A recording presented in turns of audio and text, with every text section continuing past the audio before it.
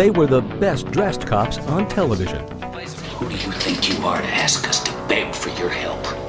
Let's nail this pig. Detectives Sonny Crockett and Ricardo Tubbs were just as sexy and hip as their Gold Coast backdrop. No police precinct has ever looked this good. Score strictly not his style. These well-heeled cops became well known for their forward fashion sense, and the Miami Vice look quickly became the fabric of men's style in the 80s. It changed the way men dressed in the world. It opened up men's closets to the possibility of color, of comfort. Jody Tillen was the costume designer for the first season. In her early conversations with executive producer Michael Mann, it was clear fashion would play a critical role in the show. He had some really sort of edgy ideas, you know, men in pastels and clothes being another character in the story. It was very interesting to me. The cover of GQ. True, few cops could afford Italian suits and $200 haircuts. But Crockett and Tubbs weren't ordinary cops. Their clothes had to reflect their day jobs. They had to be involved with drug dealers who spent their money on clothes, jewelry, cars, and women. So I had to make them totally mesh into that world in a comfortable way. Scraping by on 4 hours sleep a day, living undercover for weeks at a time. Dealer this week, outlaw biker the next. If it's Tuesday, I must be working drugs. Don Johnson's character, Sonny Crockett, was a beach bum cop, more comfortable in a pair of shorts and flip-flops than silk suits. His style was studied casualness, fitting for a guy fighting drug lords by day, living on a boat by night. Well, I used to keep his T-shirts in the costume department on a pile on the floor so that they would have the exact wrinkles and look kind of sloppy. He never wore a belt, he never wore socks. He did the least amount to look that way because he was a beach guy. I got a job. Woo!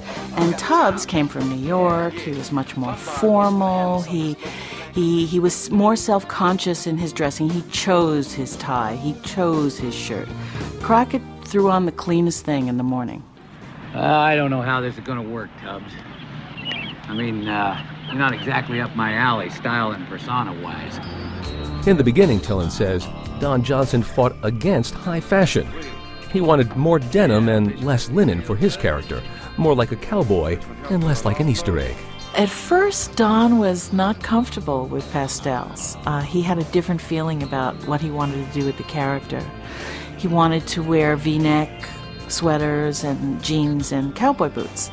But he came around to the unconstructed blazers after spending a few days in Miami, where the humidity and heat don't mix with leather and Levi's. After that, Sonny Crockett seemed to have a white linen jacket for every case. You cheating again, Zito? As for Philip Michael Thomas, a self-described clothes horse, slipping into Ricardo Tubbs' $1,000 suits was natural. You think Clark McGable did this? As he said in this 1985 interview. When I first got this job, the thing that Michael Mann enjoyed most was when I walked in, I was sharp as a tack. So it's just a continuation of Tubbs. The Vice look was carefully constructed. There was no color combination that was a mistake. Miami Vice was soon the fashion show of the season, and that meant spending money, lots of it. We just got a budget for the last 9 shows that we're doing now. We had over $100,000 just for our wardrobe. Michael said that I was sort of covered, that I could do what it took to get the style and look that he wanted. And he really ran defense because this kind of money on clothes had really never been spent on television. Building the Vice wardrobe required trips to the fashion capitals of the world, buying the latest styles right off the runway. Designers like the late Gianni Versace became fans and friends of the show. The first person I dressed up in Miami was Don Johnson. Then, as the show settled into primetime, the Vice look took off outside the tube. Suddenly, men's closets were filled with colorful blazers and shirts. Even the show's stars adopted the look in their personal lives, as you can see in this 1985 Today Show appearance. Did you come dressed as the Sonny Crockett we just saw on TV, or is this? No, Don this Johnson. is kind of, well, this is mine. This is me. The Where style. are your socks? I don't own a pair anymore. I decided that if you're going to spend $400 on a pair of shoes, that a pair of $12 socks kind of ruins it. American men were throwing away their razors, trying to grow Sonny Crockett's 3-day stubble look. Someone said, why does Crockett always have stubble? And I said, well, he seldom, if ever, wakes up in his own bed.